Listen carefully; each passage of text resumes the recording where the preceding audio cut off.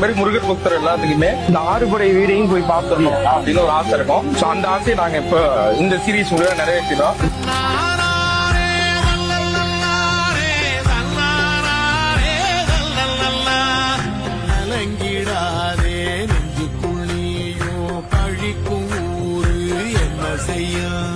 களங்க சே